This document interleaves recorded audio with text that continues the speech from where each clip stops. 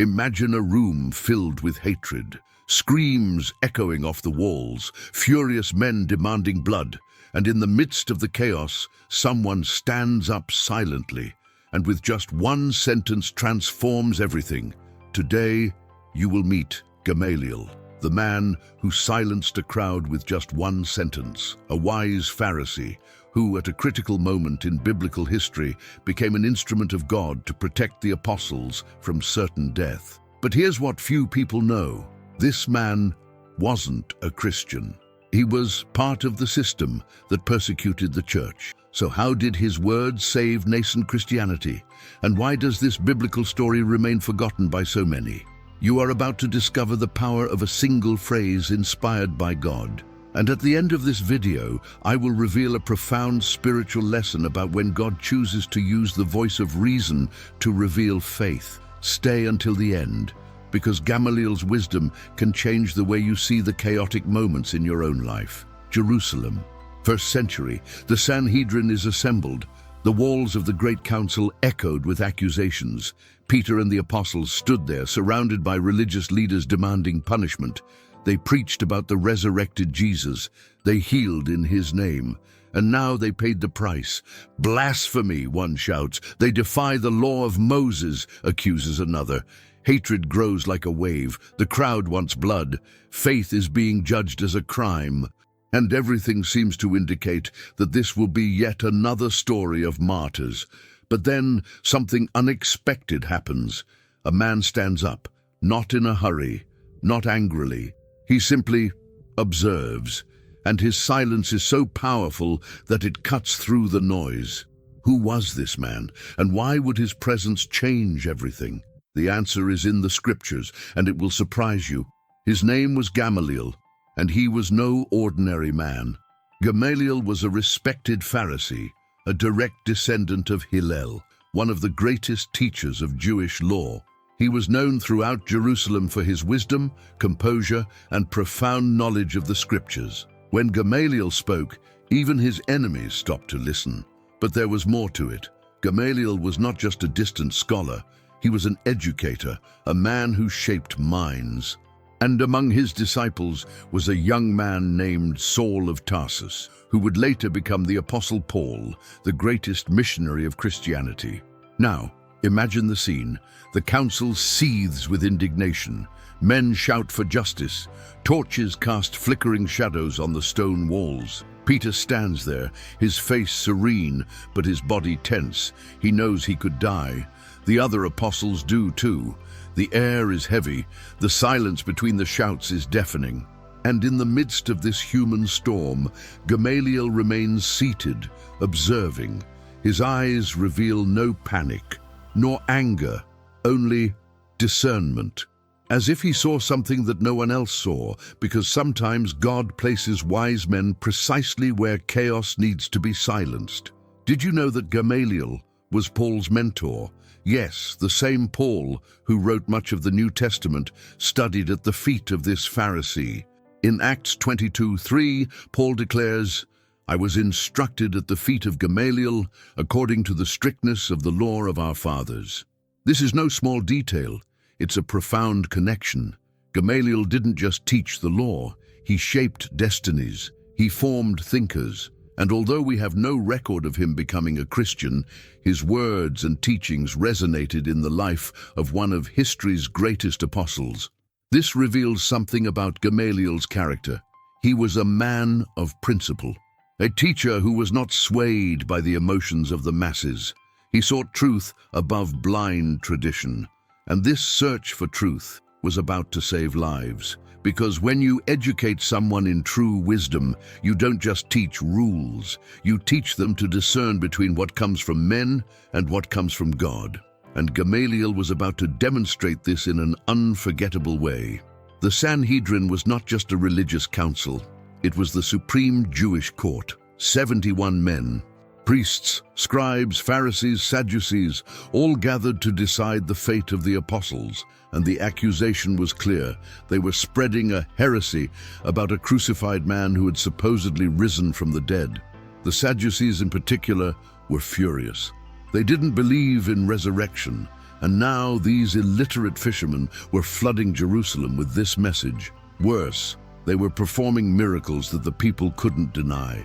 "They must be silenced," they shout. "Order must be restored." The pressure mounts. The sentence seems inevitable, and the apostles know it. But something is happening behind the scenes, something the enraged men don't realize. God is orchestrating a defense, and he will use exactly who no one expected.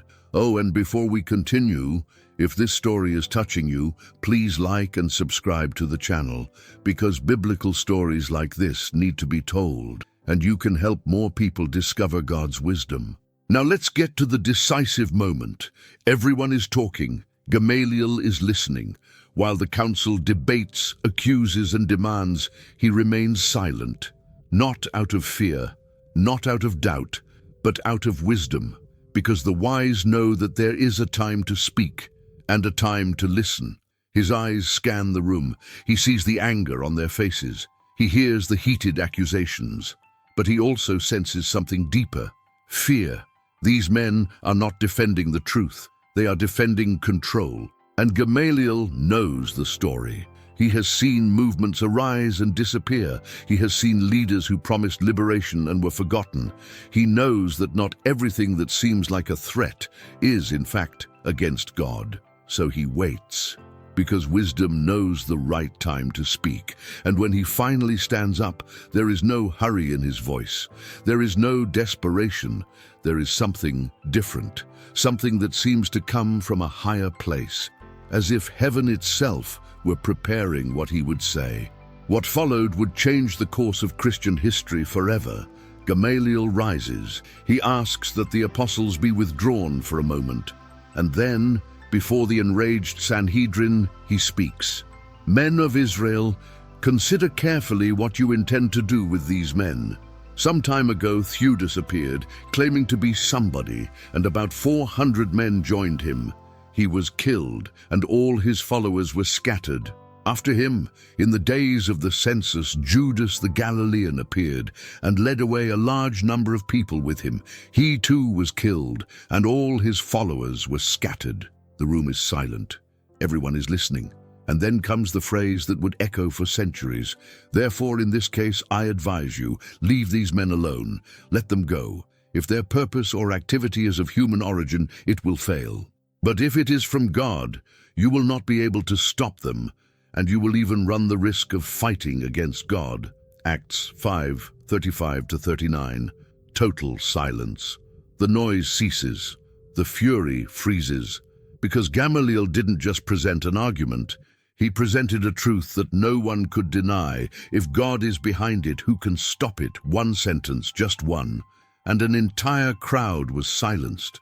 Gamaliel's wisdom was not merely intellectual, it was spiritual. He saw what others did not. While the council saw threat, he saw possibility. While others saw heresy, he saw mystery. And in the midst of uncertainty, he chose prudence over violence.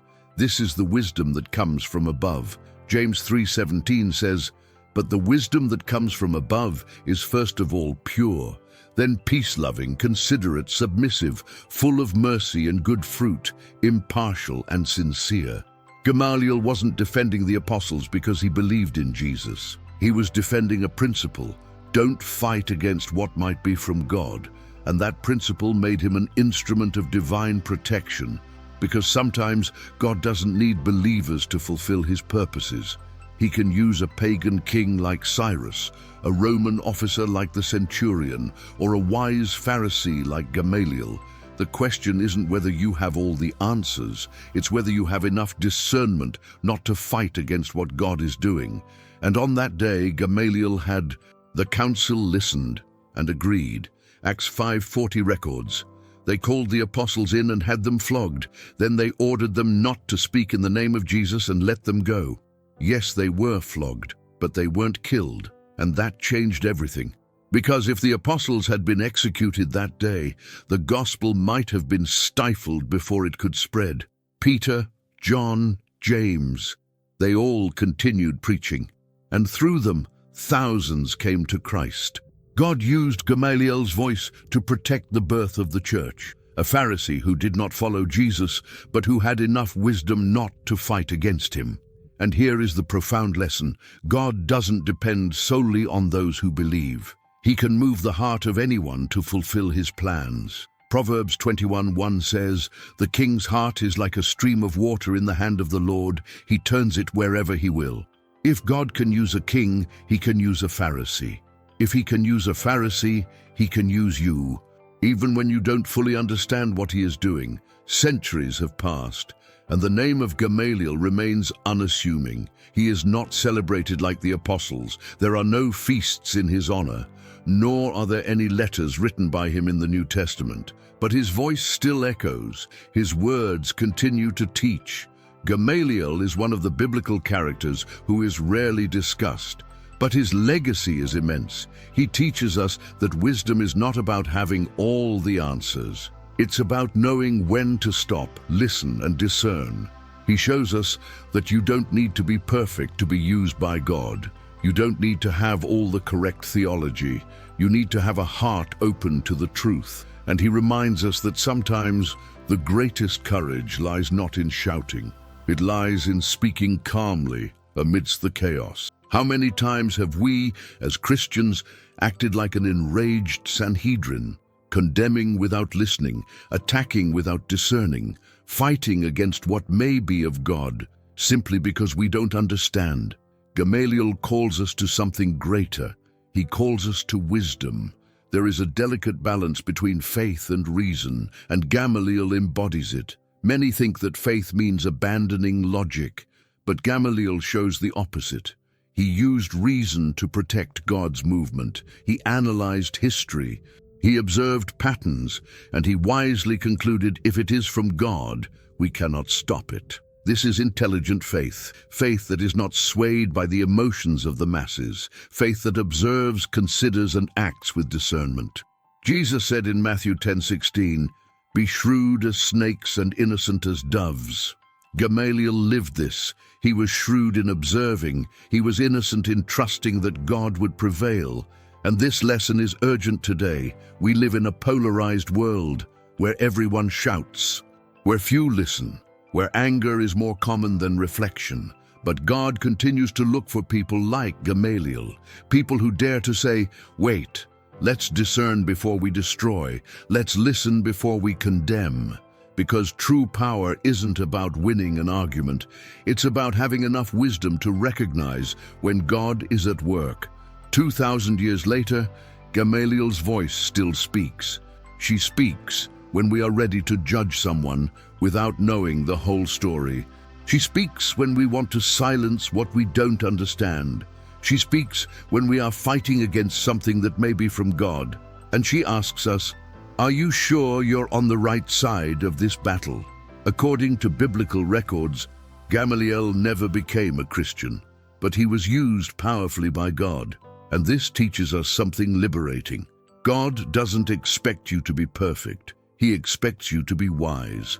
Perhaps at this moment, God is calling you to be like Gamaliel, to silence the chaos around you with wisdom and faith, to be the voice of reason when everyone else is losing their minds, to discern when to fight and when to let God fight for you. Because true power isn't about shouting the loudest. It's about speaking with discernment, acting with wisdom, and trusting that if something is from God, nothing can stop it. And if it isn't, it won't last. So what have we learned from Gamaliel, the man who silenced a crowd with just one sentence? First, wisdom is more powerful than force. Gamaliel didn't shout. He didn't threaten. He simply spoke the truth with discernment, and that changed everything. Second, God can use anyone for his purposes. You don't need to be perfect. You don't need to have all the answers. You just need to be willing to listen and act wisely. Third, do not fight against what may be from God. How many times do we resist what we do not understand? How many times do we judge before discerning? Gamaliel's lesson is clear. Observe, reflect, and trust that God will prevail. Now I want to know from you, have you ever been in a situation where you needed to be the voice of wisdom amidst chaos? Have you ever had to choose between reacting with anger or responding with discernment? Tell us in the comments. And if this story touched you, don't keep it to yourself. Share it with someone who needs to hear about Gamaliel's wisdom. Subscribe to the channel, activate the bell, because every day we bring you forgotten biblical stories that can transform your perspective on faith. May Gamaliel's wisdom inspire us. May his calm amidst chaos challenge us, and may his words continue to resonate. If it's God's will, you won't be able to stop it. Because when silence speaks louder than shouts, it's a sign that God is at work. Until the next video, may God bless you with wisdom, discernment, and the courage to speak the truth, even when everyone around you is shouting.